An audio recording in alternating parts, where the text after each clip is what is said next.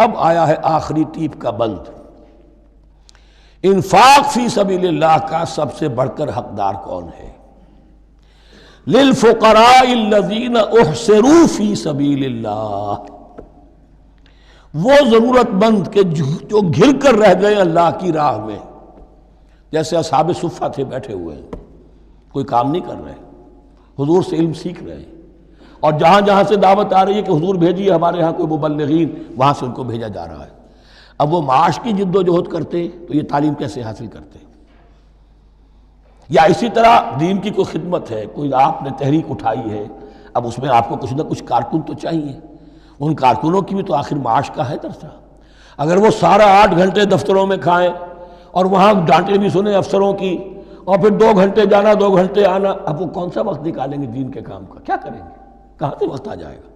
کچھ لوگ تو ہونے چاہیے جو ہمہ وقت لگ جائیں، لیکن ہمہ وقت تو لگ گئے، لیکن پیٹ تو ان کے بھی ہے، اولاد تو ان کے بھی ہوگی۔ للفقراء الذین احصروا فی سبیل اللہ، جو گھیرے میں آ گئے ہیں اللہ تعالیٰ کی راہ کی جد و جہد میں، جہاد فی سبیل اللہ کی سعی میں، وہ اس طریقے سے مصروف ہو گئے ہیں، لا یستطیعون ضربا فی الارض، اب وہ زمین میں گھوم پھر کر تجارت کرنے کی ان کے اندر ان کے پاس وقت ہی نہیں ہے، نہیں چل پھر سکتے زمین میں اپنی معاش کے لیے۔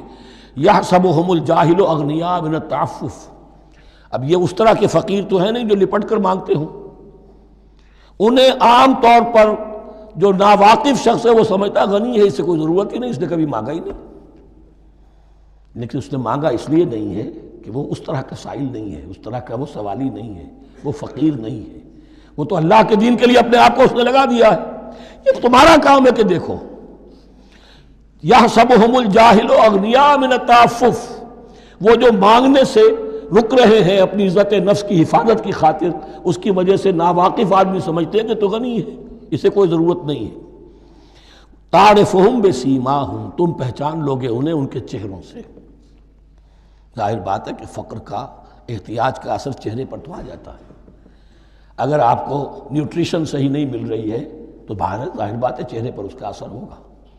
تعرفہم بسیماہم لا یسألون الناس الحافا، وہ لپٹ کر لوگوں سے سوال نہیں کرتے، مانگتے نہیں ہیں، وہ ان سائلوں کی طرح نہیں ہے جو اصل میں اپنی محنت وصول کرتے ہیں، کھڑے ہو کر آپ کے سر ہو کر آپ سے کچھ نہ کچھ نکلوا لیتے ہیں زبردستی، اس طریقے سے تو وہ نہیں مانگیں گے۔ یہ بات اہم مسئلہ ہے۔ اقامت دین کی جد و جہد میں جو لوگ ہمہ وقت لگ جائیں، آخر ان کے لیے کیا ذریعہ ہو؟ میں یہاں تفصیل میں نہیں جا سکتا، وقت بھی اس چنگ کا ختم ہو رہا ہے، لیکن یہ سمجھ لیجئے کہ یہ 2 رکوع جو ہیں انفاق کا پورا مضمون، اس کا کلائمیکس جو ہے وہ یہ آیت ہے، للفقراء الذین احصروا فی سبیل اللہ لا یستطیعون ضربا فی الارض یحسبہم الجاہل اغنیاء من التعفف تعرفہم بسیماہم لا یسألون الناس الحافا وما تنفقوا من خیر فإن اللہ بہ علیم۔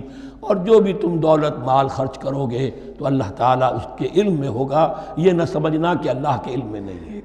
خاموشی کے ساتھ، اخفاء کے ساتھ ایسے لوگوں کے ساتھ تعاون کرو گے تو اللہ تعالیٰ جو ہے تمہیں اس کا پورا بھرپور بدلہ دے گا۔